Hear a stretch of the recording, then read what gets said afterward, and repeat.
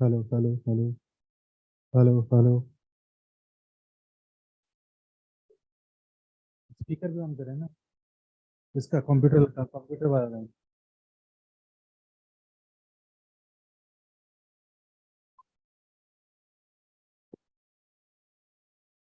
Hello hello.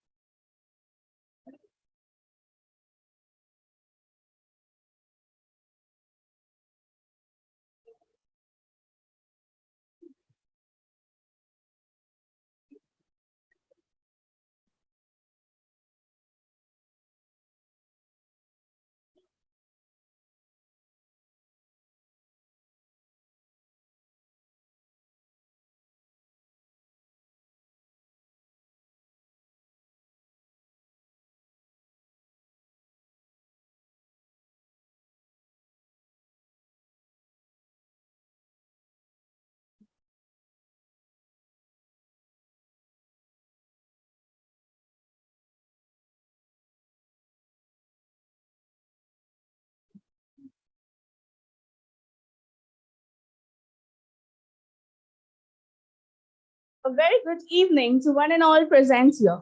I, Shiparna Shaha, member of NHRG and IMI Kolkata chapter, along with Atika Agrawal, member Alumni Relations Committee.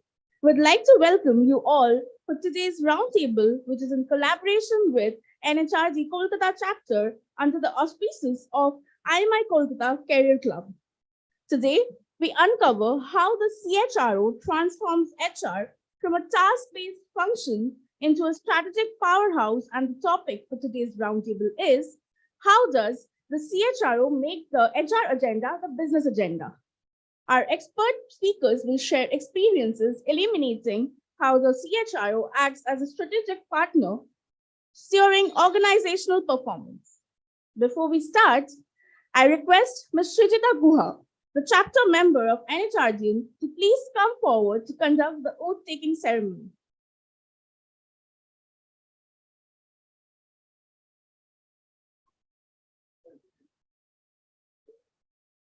Good evening, everyone. I request everyone to stand up for the oath.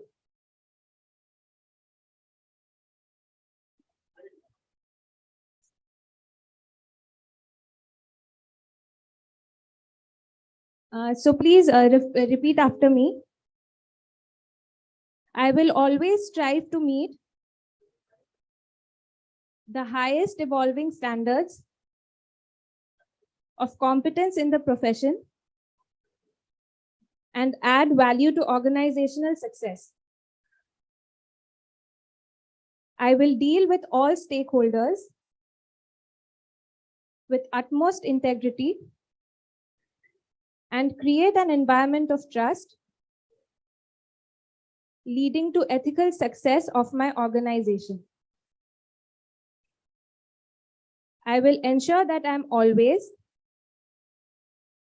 reliable and consistent in all my actions by accepting responsibility for my decisions and actions,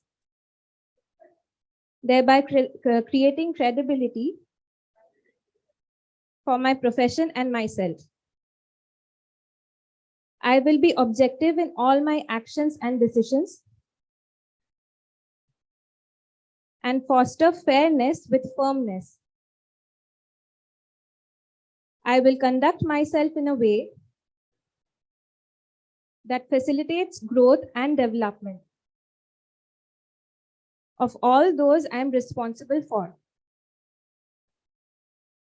I'll strive to be a role model for all others and champion exemplary practice of the HR profession. I will respect the rights of privacy, will not use my position for personal gains, and ensure that there is no conflict of interest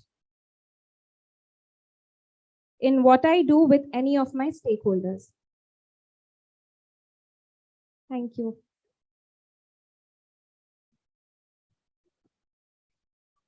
Thank you, Ms. Guha.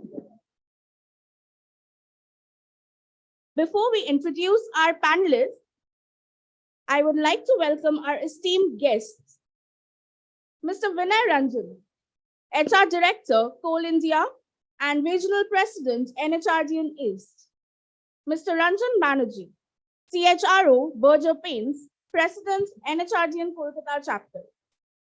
Mr. Nadim Kazim, CEO and founder, Splice HR Works, Chief Advisory Committee, NHRGN. Mr. Dibyendu Thakur, HR Director, South Asia and Whole-Time Director, ACF India, Honorary Secretary, NHRGN Kolkata Chapter. Mr. Rajiv Sen, HRBP East, Voltas Limited, Honorary Treasurer, NHRGN Kolkata Chapter. Mr. Abhijit Basu, Circle HR Lead, West Bengal Circle, and IR and Compliance Head, ATC, as well as Honorary Vice President of the NHRGN Kolkata Chapter. Mr. Kunal Mukherjee, CHRO, Himavati Specialty Chemicals. Now, we would like to introduce our speakers for today's roundtable. Moving on. First, we would like to introduce Mr. Adhika Ratna Sekhar, Chairman and Managing Director, Bamalori and Company Limited. Shri Adhika Ratna Sekhar is an accomplished HR leader with over 33 years of experience. He holds a master's degree in social work with a specialization in personal management, industrial leadership position in renowned organizations like Tata Projects, Ramki Group, and GMR Hyderabad International Airport Limited. His experience span areas such as talent management, organizational development, and employee engagement. He also serves on multiple boards and is known for his strategic HR interventions. A heartiest welcome to you, sir.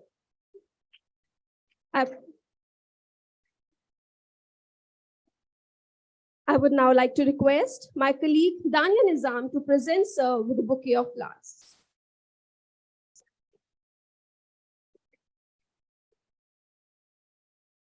Thank you, Dania. Next, we have with us Ms. Aditi Mukherjee, Chief People Officer, NCDEX. She's an HR leader with 22 years of multicultural experience in all aspects of human capital management. She's currently part of the top management leading the human resources and CSR function for India's largest professionally managed technology-driven agri-commodity exchange. Previously, she had held leadership positions in best employer brands such as Tata Steel, PwC, and NIIT Limited. Her expertise spans areas like change management and leadership, organizational development and talent management, strategic leadership, and culture and team development. She has also received the award for CHRO of the Year 2022. She holds an advisory council position at the NHRT East. We welcome you on board with us, ma'am. I would now request my colleague Shubham Kumar Bala to present a bouquet of flowers to Ms. Mukherjee.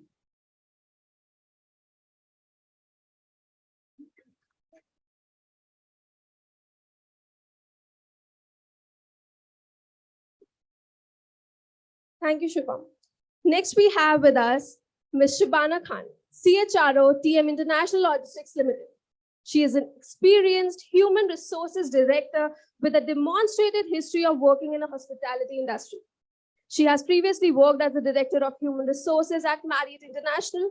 She is skilled in talent management, personnel management, business development, employee engagement, and recruiting. She's a strong human resource professional with a PGCHRM focused in human resource management from Exhilarite, Jamshedpur. We are delighted to have you here with us, ma'am.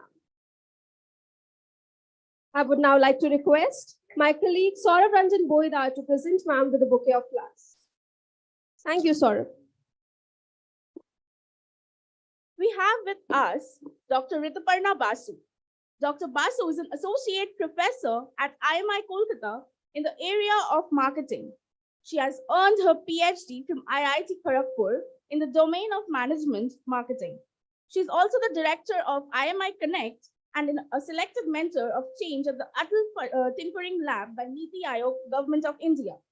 She's skilled in the areas of retail marketing, advertising and sales, statistical modeling, data analysis, and business development. She has more than 18 years of industry academia experience. She's an award-winning case writer as well. We are so delighted to have you with us.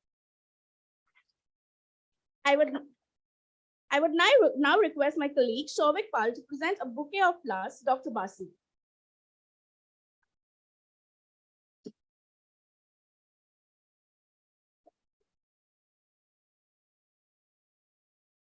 Thank you, Shovik. Now, we hand over the podium to our esteemed speakers. For all the attendees, please note that all your queries will be taken at the end of the session. Without further ado, let's kickstart the discussion.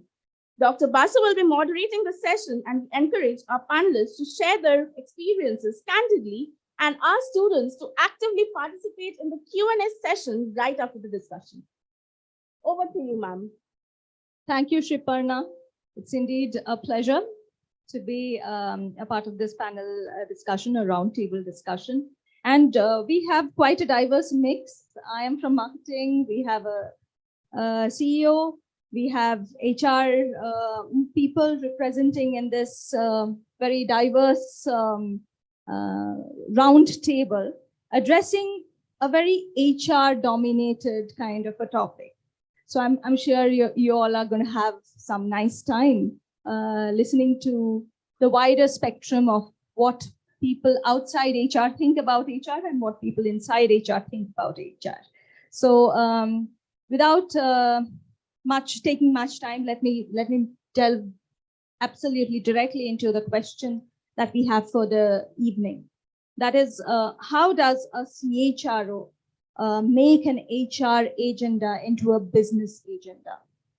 Now, I think the first and foremost keyword that comes to that catches our attention in this whole question is business agenda. So when we are talking about business agenda, it can range from something which is very strategic, long-term, to something which can be short-term, very tactical. So we all understand that there are various functions in an organization, starting from marketing to HR to supply chain to finance, and all of them are equally important, like parts of our body are important for the soul. So each has to play their part. And more specifically, when we talk about HR playing its part, the first question is, when we are talking about HR being aligned to the greater purpose of the organization, is it easier said than done? Or is it more of a misnomer, which is not really practiced? And let's have some reflections from our panelists. First, I would like to start with Adhika, if you can give us your reflections on that. Thank you, ma'am. Good evening to all. A very power-packed panel, and then very gender diverse. But normally we say ladies first, but then here it has become the reverse. Yeah, perfect. Thank you, ma'am. Yeah. I would like to just tell briefly about Bamalari, because many of you might be aware, or many of you may not be aware. Bamalari is a 156 years young organization, which is continuously making profit. Probably the only public sector organization which is in manufacturing as well as services. So we have both. And then we have pan-India presence, and then we also have some joint ventures across the world also, right? So this is briefly about Bamalari. Now coming back to the topic, I feel privileged to getting an opportunity to speak my heart out here. So I prepared a long notes, but then I'm not going to look at that. I will only speak from my experience. And I feel I am more authorized to speak on this because I was wearing HR hat for all 33 years, barring the last 3 years, wherein I am wearing the hat of CEO. When we were wearing the hat of CHRO, basically our priority is what HR should do for this organization. And sometimes we used to feel the CEOs doesn't bother about HR. I mean, they only talk about what production, what numbers, how many, what kind of technology is there, and then how the disruption changes are going to come in, how are we going to face that. But then they will forget, this is my view, I may be wrong, they tend to forget one thing is the human capital is the most important capital. If you really want to drive your agenda for the big goal, big your big thing or big leap, it has to done through HR. So it is always to have a focus on HR, and then they should also be part, I mean, making part of the boardroom, because at one point of time, HR was a just assisting function or maybe chai pani function, right? But now the days have changed. And then luckily, in my all my experiences, wherever I worked with any of the CEOs, they used to actually seek our opinion. They used to call, what do you say? If we are going to do this, how we are going to drive this through HR? So that way I'm lucky. So I never had any, say that any complaint that no business agenda was, carried forward without HR being heard. So this much I can tell you. Then one major difference is HR should not draw its own agenda. HR should always draw its agenda from the main business agenda, so that alignment is easier. And for example, I'll give you, my own experience. What we used to do even in Bharat Electronics Limited, where I worked for 17 years, right? And then now also, we used to have a roll-on plan, which says basically the coming 3-4 years, how the company is going to perform, and then what the company's objectives, where it should reach, and then where we are today, where we need to reach, and what we need to do. So there used to be a strategic meeting wherein HR is also a part of everything. And then there they used to discuss about, we can enter into this product, we can go for this innovation, we can do this. Then they used to ask what HR can bring in value, what HR can do in this particular thing. Basically, if there are some skills are required, whether we have to hire or whether we have to, reskill our own people. So those kinds of agendas were discussed. And then there used to be, this agenda used to get acceptance of all your functional heads as well as your CEO. So therefore, it was easy for us to drive. Unless, my own view is, if you are able to, if you are part of the discussion since beginning of your strategic plan, then it is easier to make HR agenda from driven or flown from your business agenda. Same thing we are following even in Bamalari also. At the year beginning, we actually sit and then discuss in a strategy meeting what's the company is, where the company is today, where the company have to go tomorrow, and then what we need to do. Then including your manpower budgets are discussed there, including the HR goals are discussed there. So this basically the broad agenda is company goals. Then your HR goals are also aligned to that. Then it is easy for us to basically, align ourselves and then execute it. So, I in my experience, I never felt that convincing CEO for HR agenda. Now that I am also in CEO seat, so I'm also experiencing the same thing. It is better to make part of HR or strategic planning, so that it is easy and they will also understand how the company is looking at their coming 3-4 years, and then what kind of role HR has to play, and then it is easier for them also to drive.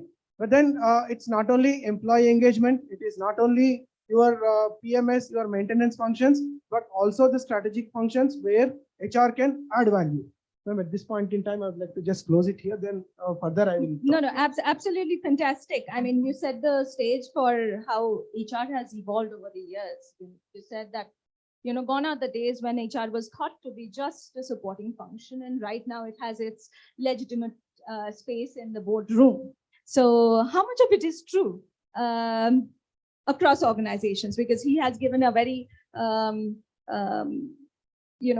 rather a specific perspective from Bamalori's vision. So how much of it is true in your case, Aditi?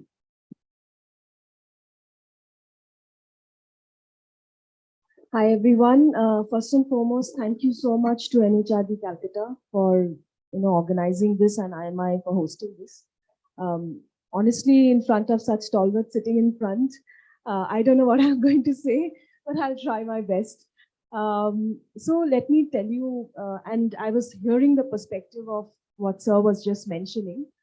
I see it from the perspective that, I am the first HR in a professionally managed stock exchange in India, where the HR is being hired as a key management personnel. there is a very large difference between a Companies Act, KMP, and SECC regulations, which is on SEBI regulations, KMP. There is a huge responsibility. So I'm the first HR. Now, when I say this, why am I saying this? Is primarily from the perspective that HR and business is never aside from each other. And when I said this, I meant that what I am doing today in my organization is actually driving business agenda. I'm not driving HR agenda. Okay, so, and I'm sure all the HR professionals who are sitting here today is actually driving business agenda by actually, focusing on one aspect of the business, which is HR. So that's what I think it is. And one of the things that I wanted to just add is one of the things that I've learned in my limited career of 22, 23 years is that the day HR feels that they need to drive the show, they have lost the game. Okay? I believe that HR needs to be at the back, driving the show from the back, but ensuring that the agenda is in the front. So that's what I believe.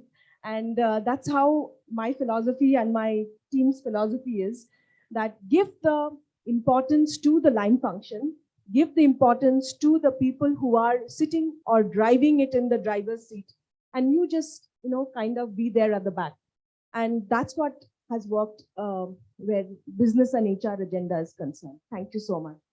I think such a wonderful reflection. We got a totally different dimension to the whole idea of how does the CHRO make HR agenda the business agenda. And Aditi, very well put. I mean, she comes across as saying that we are never driving a functional agenda. At the end of the day, we are driving a business agenda. Whether you are talking about HR needs to drive the business agenda. There's nothing called HR agenda.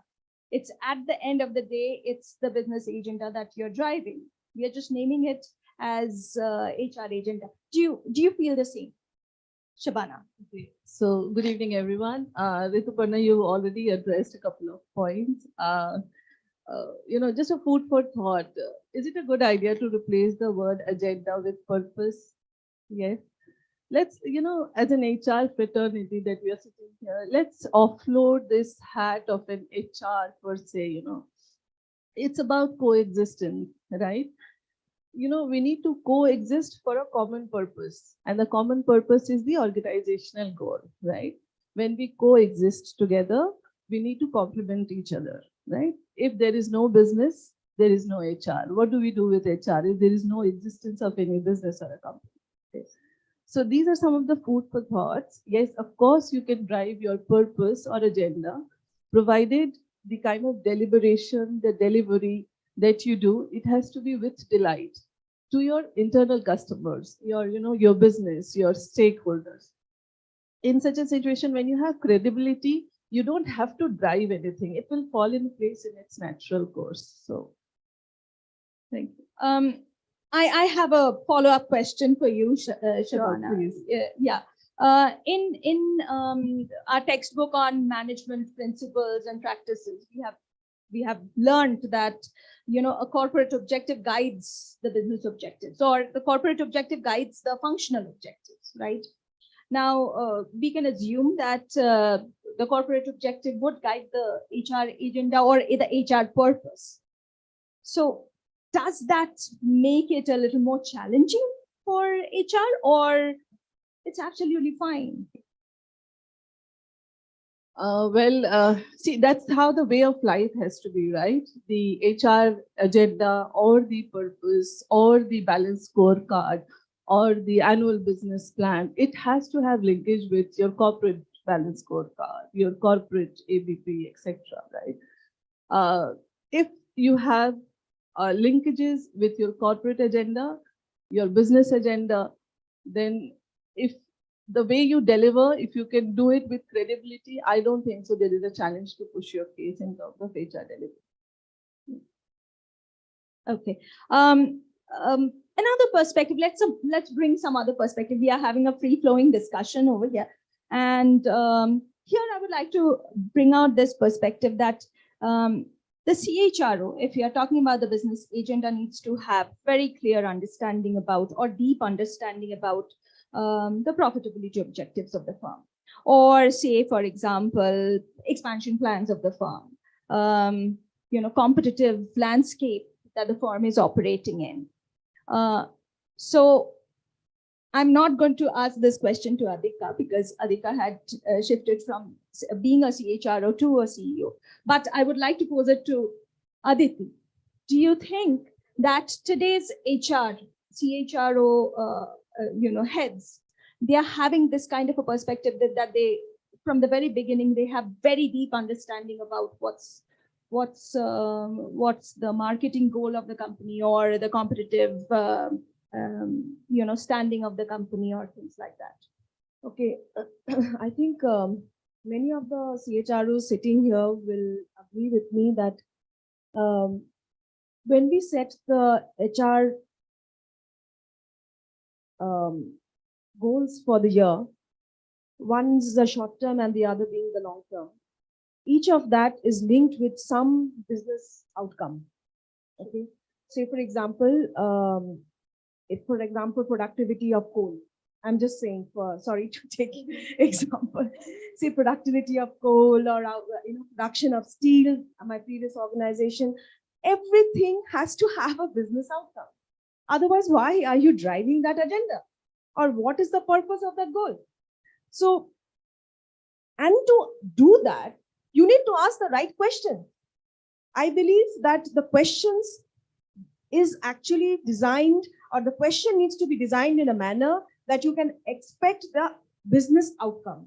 So for example, I will say in this way, so when you are sitting in a business meeting or you're sitting with as a HR BP, many of the students here will go out in the market and sit in business meetings as an HR BP. Many of you will become HR business partners in the long run. So when you sit in such business meetings and you hear what the business team is, kind of demonstrating as sales revenues or, the numbers, you need to ask questions. You need to ask and be curious to understand why is it that this particular store or this particular locality is not generating the revenue that, you are expecting, where you have given your best manpower sitting there. So these are some of the questions needs to be asked is my point. And I believe critical thinking is essential in a business, in an HR, to understand the business. And I believe in that 5 questions: why, what, where, how, and when. Of course, I totally agree with you. And when you talk about strategic perspectives and strategic goals, I'll come back to Adhika for my next question. Because Adhika comes from a company, Bamalori, which is moved into a lot of expansion plans and, from B2B to B2C, B2C to B2B and all those things. So when you're talking about expansion plans or, see, for example, crisis management or, change management within the company, how does a CHRO, act on those kind of agendas or long-term goals? Does that mean that you have to do a lot of tailoring of your activities, or it's like no? I mean, there's a one-size-fits-all kind of a solution which works. Yeah, very apt question. Basically, Bamalari believed in. They saw the changes in the time, and then they changed themselves. That's how we are able to exist for 156 years. And we never afraid of closing businesses. We never afraid of closing units. Okay. And this is the maybe closing units, closing businesses. Maybe sometimes it is HR agenda, but it is driven from top. So it's basically I'm talking about change. When you are talking about change, it has to be driven from top, and then they have to be clear-cut timelines or guidelines how change has to be brought, and then what change we are intending to get into. So if that is clear in everybody's mind, then HR becomes a vehicle for making that change. This is my view, ma'am. Then coming back to our own experiences, basically why I am saying is it is a combined agenda. Certain policy decisions when you have to take HR may not be, powerful enough to take those kinds of decisions. I'll tell you my own experience. We were supposed to close Hydro Complex, one industrial packaging plant in Kolkata. As you know, Kolkata is a difficult place, a lot of unionization and all. The task given, I was general manager HR at that point of time. Okay, task given to us is basically promulgate the VR scheme, and then we have one comfort being a public sector, because we cannot give any golden handshake or any other thing, because the things are very laid down, rules are there, and then we have to follow that. But making employees to accept that particular rules is a big challenge. So at that point in time, we look forward to the CEO or the CMD to help us. So at that point in time, basically, he has to understand our difficulties, and we should be able to convince our CEO. Then we should be able to do that. Here also same thing happened, because there was no wage revision was there, because unit was in loss. So we did not sign the wage settlement or something like that. Then we wanted to give some additional compensation, which is not as per the DBE guidelines. But then when we went and spoke to our CEO, then he asked us what is the solution. So the solution is we should go back to board and then get some additional amount so that we can smoothly close this particular issue. So here what I am trying to tell you, ma'am, basically HR and CEO, if the change is the common agenda, both had to work together, like it's two sides of same coin, right? Then if the change is good for the company, and if all of us synergies are going to work in the same direction, then change is possible.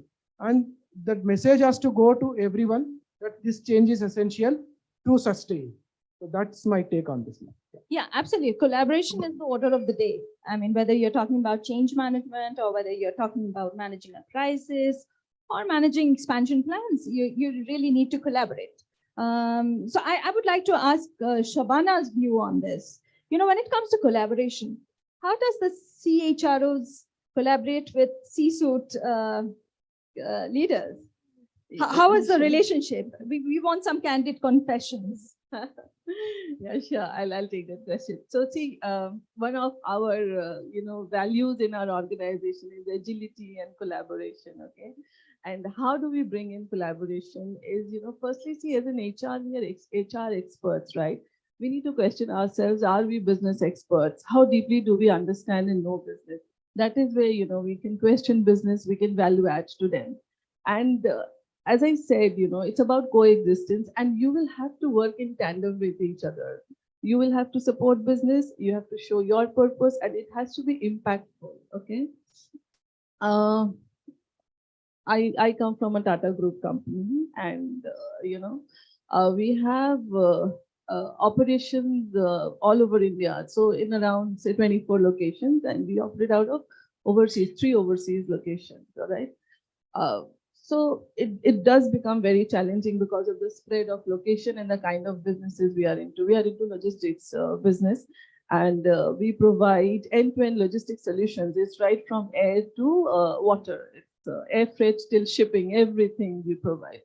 So in this kind of a complex business and the locational challenges that we have, collaboration is difficult, but what we do is, we do have certain initiatives that we drive within the organization to ensure that there is a cross-functional exchange of knowledge, business, understanding, people work together. And, that's how we try to drive collaboration for our company. I think, Aditi, if you would add to the same, response to my question, how is the relationship defined? If you were to define the relationship of CHROs with C-suite leaders of an organization, how would you do that? Okay, I think if HR decide, or rather if HR can make the business CEOs, line functions, or actually make them the executive sponsors of HR agenda. Each, say for example, somebody who's powerful, respected in the organization, they become the spokesperson for HR. I think that is the way, that is the most, That is the ideal. that is the ideal. I mean, But honestly, does the ideal happen? It doesn't happen. Okay, it's not so easy. It's not so easy. But let me also tell you, sometimes persuasion works a lot, and convincing the convincing, for example, if I were to talk to my CTO, I'm not going to talk in terms of sales numbers. I'm going to talk to him from the perspective of, the value add that we can bring to his technology team. For example, we have a lot of work which sometimes we do on, like, the cloud security framework is coming very soon, or rather it's already been launched. Now, the point is, if I as an HR do not understand the challenges that he's going to face when he's have to shift to cloud security framework, or for that matter, the AI challenges that he'll be facing, or the cyber security issues that he has to face with the regulator, how can I help him? So to help him, first and foremost, you have to give him the set of people now that for which he has to get that guiding in the, So responding to the regulators. There's always a give and take. You give some a little more, then only you will get. So that is what I believe. Executive sponsorship can happen if If HR is giving a little more. yes, a little more. And you'll find that, it has worked. So at least it's worked with me. A little give, a little make, thoda sa zyada. So that's Aditi's magic potion. Maybe HR give a little more to get what you desire. Drive that agenda, you have to have the right people you pick to drive that agenda. So a little bit of, you can say, influencing, persuasion is what I believe. Yeah. In terms of Aditi talked about HR, AI tools and analytics and all those things. So how much of HR investment nowadays has become a mainstream business agenda? Have you seen the mushrooming HR tech companies that are emerging day in, day out? Keka, then whatever are the ones that are Zoho, Mono. There is multiple that is happening. Now, why is that happening? Because of the fact that, the HR, all of us have started talking in numeric and quantifiable value that we bring to the business. And that decision making can only be supplemented with good analytics. And, and if we can bring those analytics in the decision making of the units down to the last and making P&L of every BU in the organization, not just top line, but even down to maybe, product-based P&L, I'm just saying. If that is the analytics and decision making we can support the business with, I think that is why, predictive analysis and AI and, all this kind of data-driven decision making. To totally understand your point, but maybe Adhika can answer this question. Does HR investment need a little more persuasion than other kind of investment in the organization? Yes, it's my experience I am talking. Yes, because when we were thinking of taking this company to 6,000 crores, that was the thing which we had in our mind. For that, we do not have good leaders to drive this company. Then when I became director HR, I wanted to have some kind of a program to mentor these people, the senior people, and also have some coaching, also have some leadership development program, also have some cross-functional teams to work on future projects. But that point in time, the priority was, because we went up to 1,800 crores and 230 crores, 280 crores of profit, but we came down because of the business scenario, which actually touched again back to 1,600 crores. Then during COVID, the total business, because we are also into travel, which got impacted, which went into minus, so which came down to 1,500 crores. So at that point in time, my CEO was not listening to me. He says, no, my priority, because he says basically now, how do I manage other stakeholders? How do I enter into new business? How do I take this company to next level? Fortunately or unfortunately, his contract did not get renewed. So I was given that responsibility. Now this was the time I thought, okay, let me introduce all this. And I'm able to quantify the results now, because I'm able to tell you, because of these interventions, and now there are around 6 cross-functional teams which are working. and the projects are on the execution of executable stage now, and we are able to see the tangible results of what I did for mentoring, coaching, and then some other training interventions. Now we have reached 2,100 crores last year, last year 2,300 crores. This year I'm planning for 2,600 crores. I mean, why I'm saying all this is basically getting these kinds of investment. People talk about ROI, right? Return on investment. What is that? But sometimes it is difficult for us to give tangible numbers. But then when you give some time for these and then see the results, I mean, this is what I told you. This is exactly happened. So this is my experience. I'm saying, if the CEO is not getting convinced, you will not get anything. Fortunately, that responsibility came to me and I am already convinced. So therefore, I am able to implement it. I am able to see the results. Thanks for bringing in the whole idea of quantifiable results. So when we talk about quantifiable results, I'll go to Shabana for this. How much of HR impact is really quantifiable, according to you? First, I will, resonate with what Sir said. Driving investment for HR, agenda per se is definitely a challenge. Whereas business is completely open to investing in business process re-engineering, new investment plans, and all. But yes, we do also face a lot of challenges. Coming to your question of quantifiable. See, we in our organization, what happens is, certain, as I said about the linkages. So my managing director's KPI has certain parts of the HR deliverables, which is a part of his KPI, and it has to be quantifiable, right? For example, an engagement service score. Yes, so that gets quantified. And the back work that you have to do to ensure to achieve that kind of a number is something that,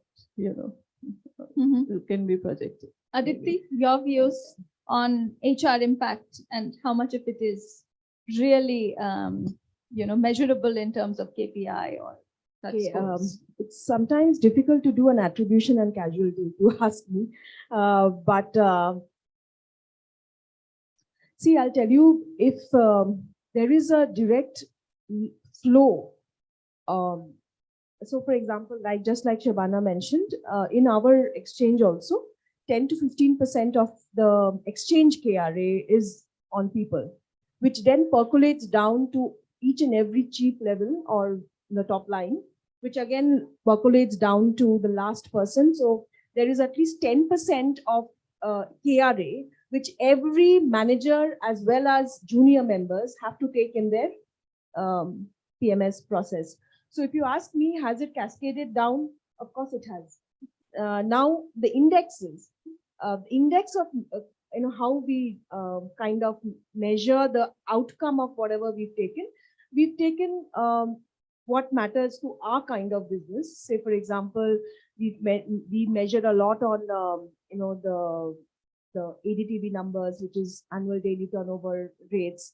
We measure the productivity of we measure sometimes on the product based, and of course we also have we have taken a very important focus this last 2 years on health and wellness. Yeah.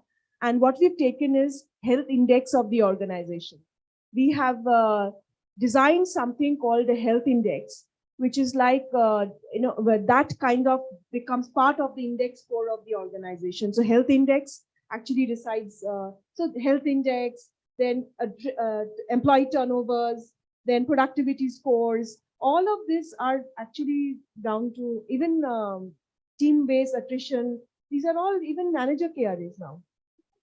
L&D numbers, learning hours, all of it. Great. In fact, the questions can go on and on, but since we have such an eclectic audience, I would want to invite some questions from the audience.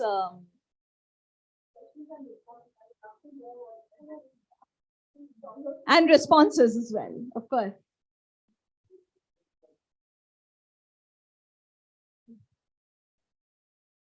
You have the volunteers with the mics, microphones. Yeah, Mr. Banerjee, over there.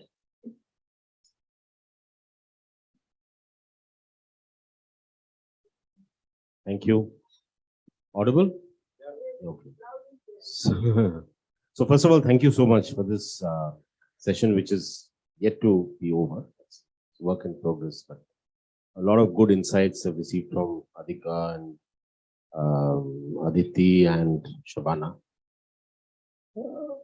The question here is twofold, you see, in terms of HR and its value to the business or to the organization. Why do customers or consumers of your product buy your product? So if HR was to drive a survey through marketing to ask the consumers why they buy your products, is it because of price? Is it because of availability? Is it because of quality? What is it? Right? And if you ask and you keep this hidden and you ask your business leaders why they think the consumers buy your products, there will be a great variation in the understanding of why consumers buy your products and why consumers say they buy your products. And I think HR can come in here to bridge that gap, saying why is there an understanding gap and what can we do about it? And the understanding gap emerges from the lack of clear definition of competencies and skills, business functional skills and competencies that are required in the organization at each level. I don't think there is a question anymore of whether HR is on the table as a seat there, this, that, and the other. It has. There is no denying the fact. If it doesn't have, then there is a problem with the incumbent, not with the function or the profession. The second part is HR's understanding of what are the trends in the business. What are your competitors doing and thinking? What are the new products which are coming? Which businesses they are investing into? Which markets are they targeting and why? Which markets are you targeting and why? What are your which segments are you a leader and which segments are you not? Which regions or geographies you are a leader and where you are a number 2 or a number 3? Why is it so? I think this understanding is critical, and there is no great, great science behind it.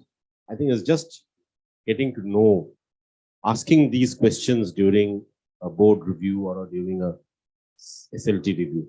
I think these are HR people are slowly but surely getting on to asking these questions. And once you ask these questions, you will get the right answers. And where, like Adhika said, not a 6,000 crore investment. Question is, the first question an HR person should ask, so where are you going to get the people from? And not just get me the people, first let's jointly decide what skills do you need? What competencies should this person have? These are hard questions. People will dodge these questions, but these are hard questions which need to be asked, and not just asked, you have to play a part along with the business leaders to find out the answers. Third, a CFO or a CTO or a CEO will listen to you when they know that you know their people as well as they know them. Do you know in detail the talent that resides in each of their functions? What are the critical gaps that they may have? What is the succession slate? There are huge gaps, so what do we need to do?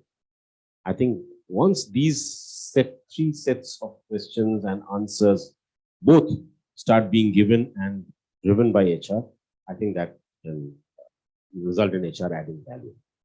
Just 2 bits about this. No, absolutely. Wonderful reflections. Please.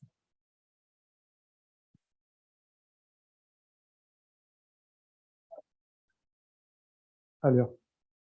Yes.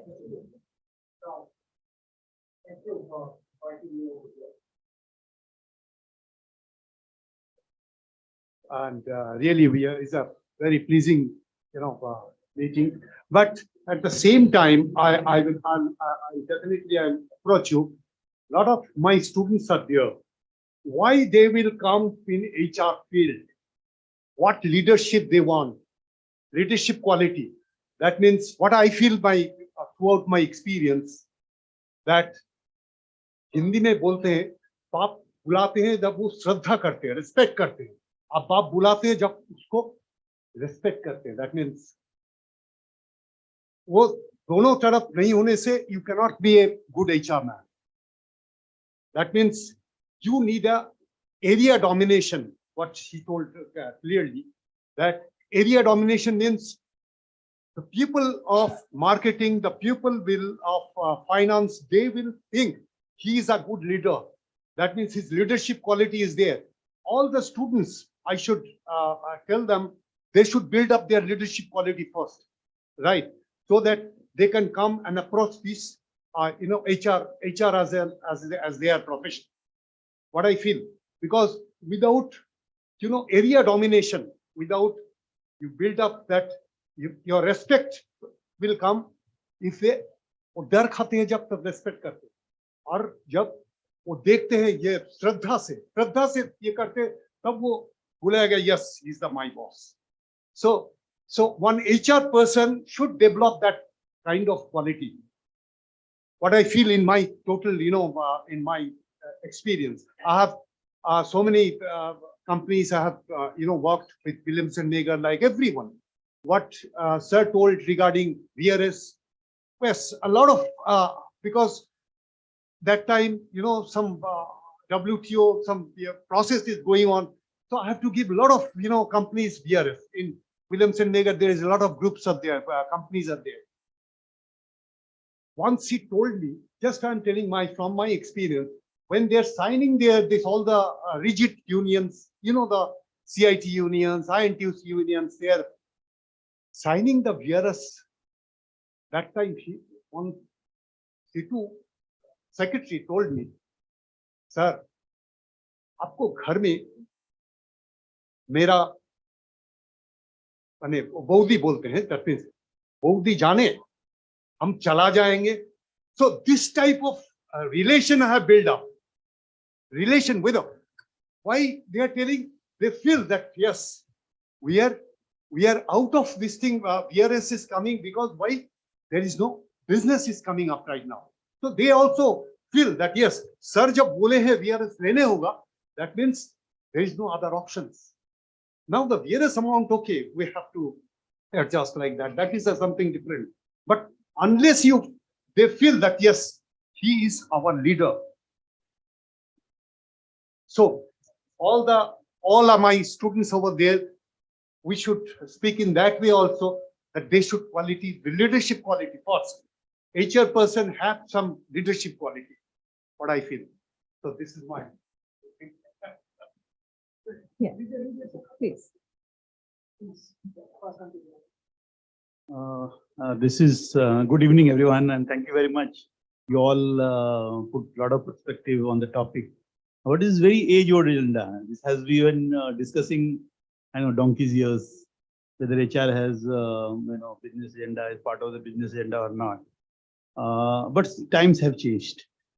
Businesses have realized, till, if you say a decade back, I would have my doubts whether HR was having a table or as a part of the main agenda, business agenda. But now, and particularly after COVID, HR people have shown the agility and shown how they cared for organizations, and they played from front foot.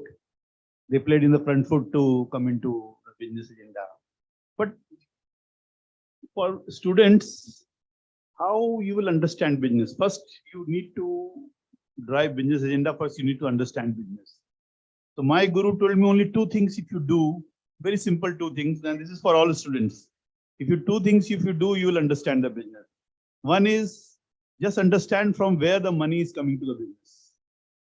Where are your revenue streams? Where you're making your money? And secondly, your expenses, cost. If you understand revenue and cost, the other levers will make you understand your business. This is two very important levers where you understand where your revenues are coming from and where your money is going. Just do two things. You'll understand the business. Second thing is a leadership altitude theory, which is a very, very important. Generally, if you see the aeroplanes, it goes flight of 35,000, 36,000 feet. Up to that level, aeroplane goes. But technically, it goes up to 50,000. But it flies for a safety 35, 36,000 feet. So, as a business leader or as a HR leader, you should have three views on your business. One is 50,000 view, second is 50 feet view, and last is 5 feet view. And I explain very briefly about these three leadership altitude views. 50,000, from 50,000, you understand what is the international landscape of your business, who are the players, what is the strategy, what is the size of your business, what is the future avenues, whether business expansion is happening, contraction is happening. So your entire world is your landscape in your industry. Suppose you are in exchange. What's happening in New York Exchange? What's happening in Japan? Where they are heading. So those kind of understanding you should have to have business. Second is 50,000, where your actual business is, your strategy, your 3 years, 2 years vision, your execution. As a leader or as a HR leader, you should understand. And 5 feet view is your own view, where you are interacting with interpersonal relationship. Because ultimately you have to get the things done from your employees, your subordinates, your colleagues, your reporting officers. So if you can navigate between these three altitudes, sometimes you need to operate at 50,000 feet, sometimes you need to operate at 50 feet view, sometimes 5 feet. But paradox is most of the leaders is stuck at one altitude. Some are very good in future navigating, they will do fun. But if you ask them to operate at the 5 feet view, they will fail. Very few leaders in the world. I have very few names in in India and abroad. I can say those who are leader who navigate between these three altitude. So for students, if you need to be a big leader or HR or any leader, understand the three perspective: 50,000 feet, 50 feet, and 5 feet. Thank you. Good evening. My name is Kingshuk Roy, and it's a pretty august audience and the panel over here, and therefore my question on this particular subject. Okay, this is a very interesting subject, and I've been serving the HR industry for about last 22 years. My question is: every business, the objective of every business is creating wealth and value for its stakeholders. Now, when we look at stakeholders, all stakeholders in their finite form are human beings. So why is it not the other way around? That means, why is the business purpose not the HR purpose?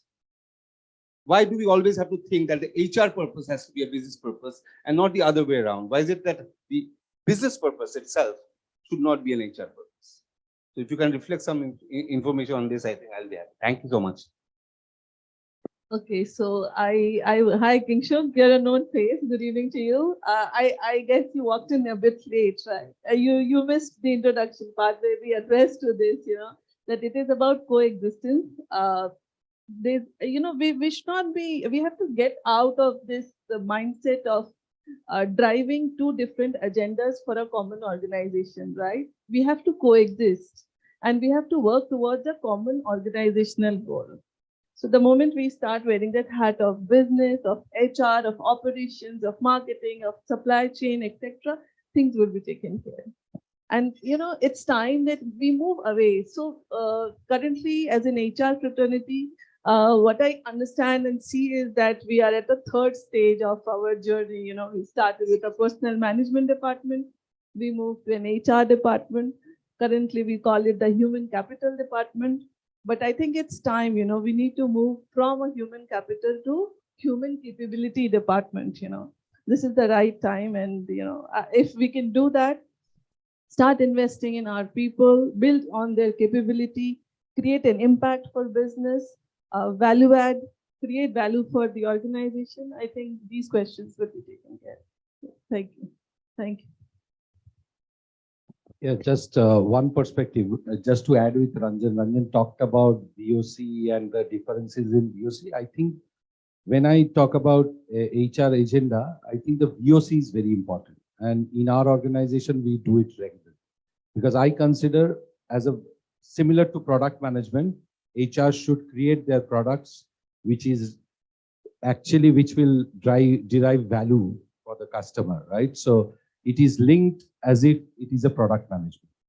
Second perspective is whatever we talk about. I work for American multinational and I've been doing that for quite some time. 2 quarters bad, whatever agenda you talk about, SG&A, OCOS reduction, what should you do? All those agenda for long term goes for a toss. And this is, I believe, common in most of the companies.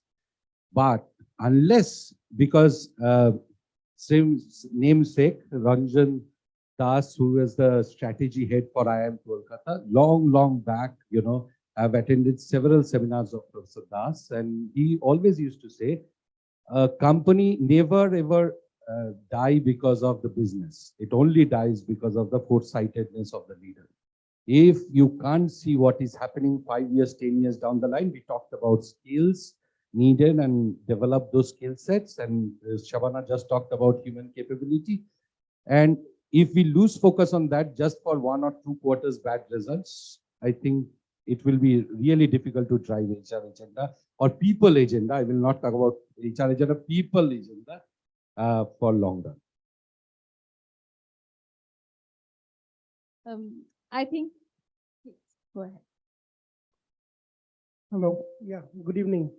This is a question to the panelists, and I'm going to talk about HR mindset. So today in the industry, I have seen a lot of HR people, some who are ready to change, some who are not ready to change. Despite, there's no question about the fact that it has to be the business purpose, no question about it. But I've seen a lot of HR who find it very difficult to change. And they are still in the traditional mindset of doing so many trainings, so many recruitment, but they're not able to even put that effort to understand. So how do we change the mindset of the HR people who are already there in the industry? That's my question.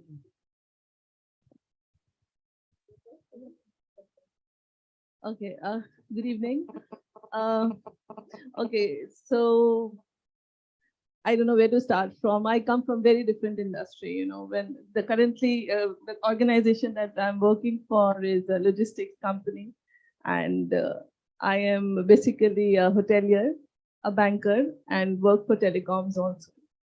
So if I'll be very honest with you, once I moved from hospitality to this industry, initially it was a cultural shock for me. It's like coming from a 5-star hotel and working for a logistics industry who have 70% of their workforce to do with contractual employees. But that's the what do you say, need of the hour, and it becomes your game changer. If you don't change your mindset, you cannot have a straight jacketed thought. You have to when you're a part of an organization, you have to build yourself to be a part of it. When we say a part of it, you cannot have a thought process or a mindset running parallelly to what the organization is, their expectation is, their culture is. We also need to be a little flexible, and the way we want our organization to be flexible towards us, and then I think it happens. It's time we, as an HR, we become evangelists and bring in the change. But for that, we also have to change ourselves. I feel for that question, my answer is basically, if you don't change, you will be left behind. Yeah. That's what it happened even with the big companies. Kodak, where is now Kodak? No Kodak, right? Similar thing happened with Motorola, but they are bouncing back. That's a different thing, right? Even with the human beings also, it will happen same thing. If as an HR man, you are not able to see what changes are going to come, and then how do you want to equip yourself? If you are not going to change, then you will be tolerated for 1 year. After that, you will be overtaken. That's my take on the subject, sir. So we have to change. Change is the only mantra, and change is only constant. That's it. Yeah. Thank you. Yeah, I think we are almost towards the end of the session. So let me just, I think I'm going back home with one very important, pertinent reflection around the whole idea. There's a lot of marketing in HR and a lot of HR in marketing when you talk about voice of customers, because in marketing, we are dealing with external customers, in HR, you're dealing with internal customers. And everywhere, whether you're dealing with external or internal, hearing the voice of the customers is going to be the order of the day, because at the end of the day, the value will have to be created for them.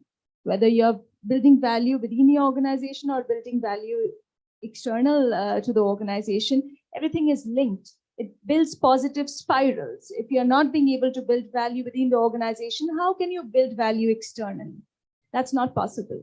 So everything, I mean, they say charity begins at home. So that value creation needs to start from within. And when we talk about value creation, it is a business philosophy. Whether you are no matter whichever industry you are in, whichever sector you are in, you have to embrace change, keep moving, and move with enough agility so that you're able to create the value that the changing dynamics of the society would need. A value which is greater than the value that you had created in the past. So whether you're changing from just calling human capital to human capability, or whether you're talking about building a more resilient HR system to embrace crisis, or act back in times of change. So at the end of the day, HR should not be treated as in a silo. It is very much a part of the big picture, and alignment and synergy in the business goals and the HR goals. It should not be treated as step sisters or step brothers. They are very much soul sisters who has to go hand in hand. If one fails, the other would automatically fail. So if you want to create value, that's the way to be, and that's the way to go ahead with. Thank you so much. I had a wonderful time interacting with all the panelists and, of course, the august audience. Thank you very much.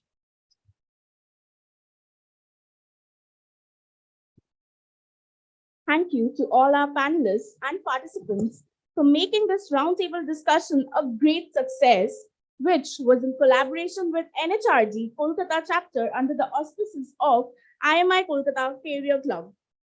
I would like to extend my heartfelt gratitude to our distinguished panelists in helping us discern the various possibilities we have in life towards a plan and in turn delineate the trial to triumph. Let's give a big round of applause to our panelists and participants.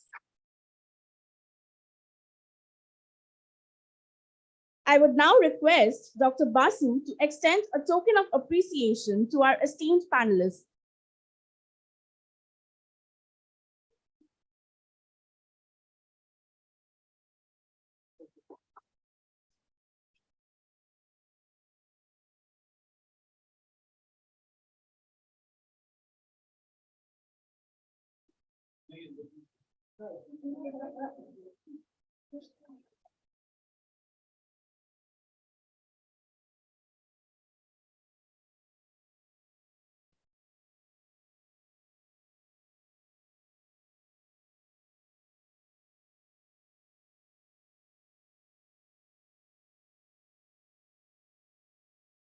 Thank you for enriching us. On behalf of IMI Kolkata, we wish you all the very best for your future endeavors. Have a wonderful time ahead. Now, I would like to request all the guests to please assemble near the atrium for a group photo, followed by height. Thank you.